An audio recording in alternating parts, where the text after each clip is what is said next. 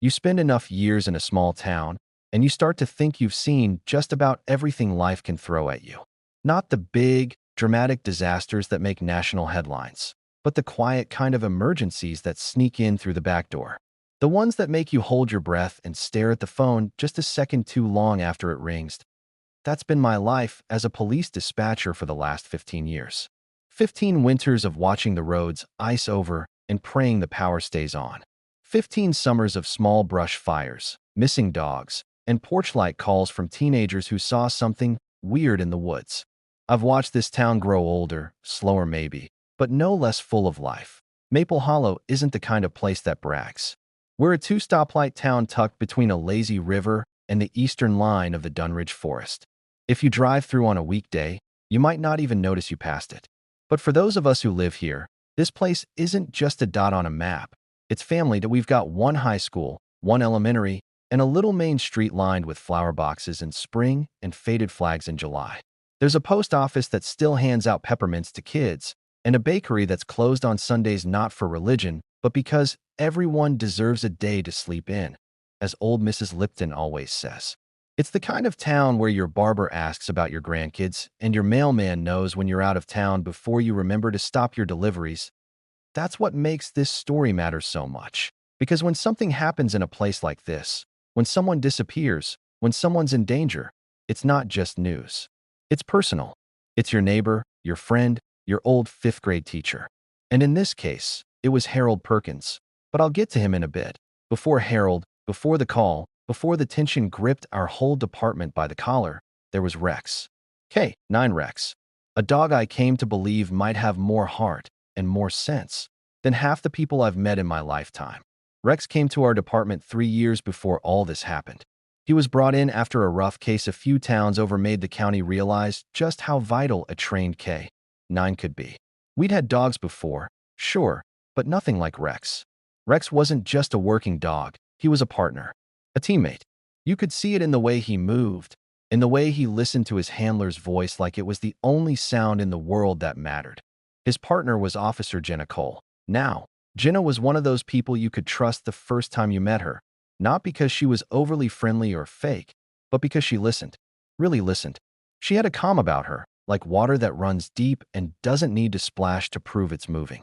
Former Army MP, tough as nails when she needed to be, but gentle with animals and kids.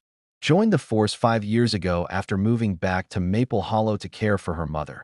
Jenna and Rex had been paired almost from the start, and you'd swear they could read each other's thoughts. He'd tilt his head, and she'd nod before he even moved. She'd shift her weight, and he'd be ready to leap. I remember watching them during training sessions, Rex weaving through obstacle courses, locating hidden items, tracking scents with this unwavering focus that never let up. I once joked to Jenna that if she ever needed a backup on paperwork, Rex would probably learn to type. She just smiled and said, "He's working on his signature." Everyone on the force respected them. But more than that, Maple Hollow loved them. Kids would stop their bikes just to wave at the cruiser and call out to Rex through the open windows. Seniors would bring homemade treats to the station for the brave boy with the badge, and Officer Cole would always gently remind them that Rex was on a strict diet. He wasn't just a dog.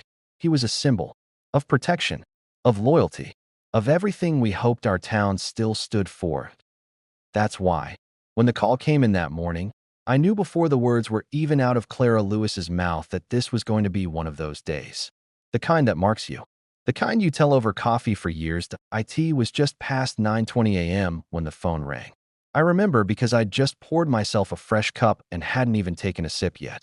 The kind of quiet morning where the buzz of the heater is louder than the dispatch radio. I picked up with the usual calm, already halfway expecting a report about a fender bender near the school. What I got instead was a trembling voice that barely got the words out. "Hi, this is Clara Lewis. My dad didn't come home last night. I'm sorry. I know it's early, but he always calls me by dinner. Always." I sat up straight, fingers already tapping keys. "Okay, Clara, let's slow down a bit. Your dad, what's his name?" "Harold Perkins." Now, that name hit me like a cold draft. Everyone knew Harold. He used to teach high school history before retiring. A soft-spoken man with a permanent cardigan and a handshake you could trust. Still took his morning walks through the woods behind his property, even at 81. said it cleared his head. We all worried sometimes, but Harold was careful, responsible, not the type to get lost. He went out yesterday morning to walk the South Trail. He always takes the same route. I called his house 3 times. I drove by this morning. His porch light's still on. His coffee cup was still on the counter, and she stopped, swallowing a sob. His jacket's gone, but his meds are still there. That's when I knew. This wasn't just someone losing track of time or spending the night with a friend. This was real and potentially dangerous. Temperatures had dropped into the 30s overnight. A sudden cold snap. The kind of chill that creeps under your skin if you're out too long. If Harold had fallen or gotten lost, things could get bad. Fast that I got off the phone with Clara and called it in immediately. By 9:30, Officer Jenna Cole was already on her way to the trailhead. Rex was with her, alert in the back seat of the cruiser, probably already catching since none of us could dream of noticing. I patched her in on the situation and gave her Clara's full report. Understood, she replied. We'll check in every 10. Rex is ready. I believed her. They reached the southern entrance of the Dunridge Trail by 9:45. It was a thick part of the woods, with paths that crisscrossed over shallow streams and dipped between hills. Beautiful in spring, quiet and unforgiving in late autumn. Most people didn't go too far in this time of year. Jenna opened the cruiser door, and Rex hopped out, focused, alert. Nose to the wind, tail still, like a coiled spring. She pulled out a handkerchief Clara had dropped off, a worn red piece of cloth that Harold kept in his pocket. Rex sniffed it once, twice. His body shifted, head tilted. Then, without hesitation, he pulled forward toward the trail. That's when I switched on the open radio line and leaned in. I needed to hear everything. And everything was about to change.